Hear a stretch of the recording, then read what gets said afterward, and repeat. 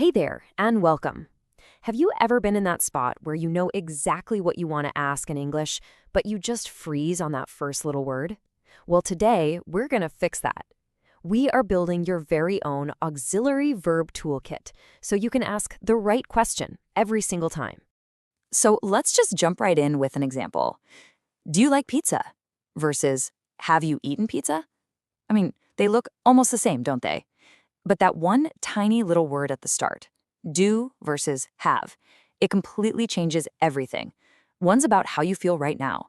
The other is about your whole life experience with pizza. That's the power we're going to tap into. And that is exactly what this is all about. This isn't going to be some boring grammar lesson from a textbook. Nope. We're building a practical, hands-on toolkit. The idea is that you can just reach in, grab the right tool, and ask exactly what you mean. Okay, first things first, let's start with the most important tools in our kit. These are your everyday workhorses: do, does, and did. You are going to find yourself using these all the time. So here's the main thing to get your head around first. These words help you navigate time. If you're talking about the present, the here and now, you're going to use do or does. But the second you want to talk about the past, you switch over to did. It's a really simple but super powerful way to separate the now from the then. And you know what? The formula for asking questions in the present is so simple. It's just 3 steps. 1, start with do or does. 2, add your subject, who or what you're asking about. And 3, now this is the really important part. You use the base verb. No ing, no ed, none of that. Just the simple, plain, original verb. Let's see how that pattern plays out in real life. Do you like pizza? Does she play tennis? Do they live in London? You see that? In every single one of those, the main verb, like play, live, it just stays in its simple, clean, base form. Once you see that pattern, it really starts to click. Honestly, if you remember one thing from this section, make it this. This is the golden rule. After do, does, or even did for past questions, the main verb always goes back to its simple base form. No exceptions. Getting this one tip down will save you from so many common mistakes. It's a game changer. All right, so we've got our everyday tools locked in. Now it's time to upgrade our toolkit for a whole different type of conversation. Let's bring in the experience tools, have and has. You're going to pull these out when you want to ask about someone's life experiences, not just what they do day to day. So when do we actually use these? Well, they're for a tense called the present perfect. And really, all that means is that it's the perfect tool for asking about things that happened sometime in the past, but they still feel connected or relevant to right now.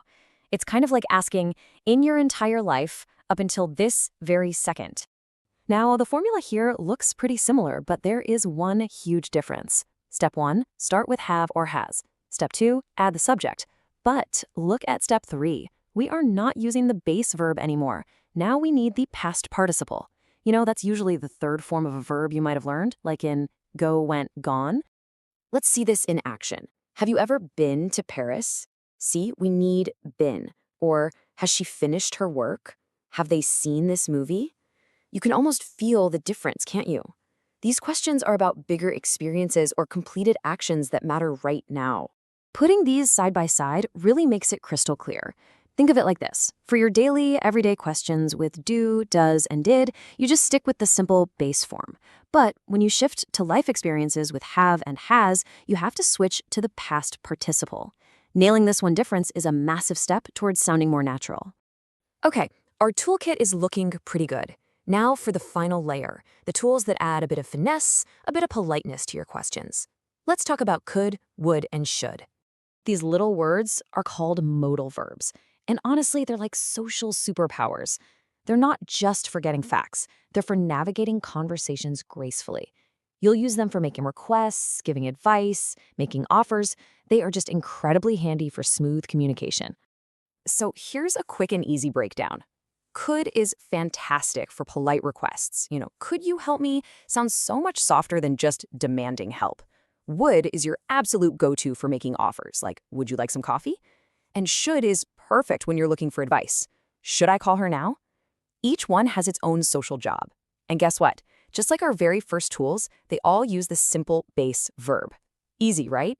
All right, that's the whole shebang. Our toolkit is complete. We've got the everyday tools, the experience tools, and the politeness tools.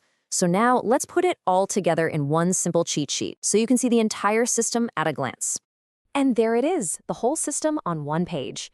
If you're talking about the present or past with do, does, or did, you use the base verb.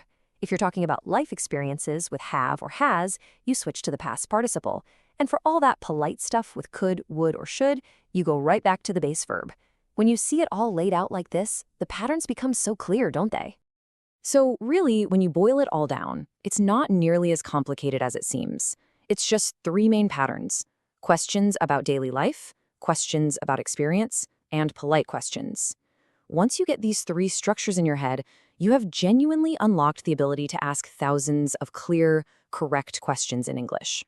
So that just leaves one last question, and this one is for you. Now that you've got your new toolkit all ready to go, which new question will you ask today?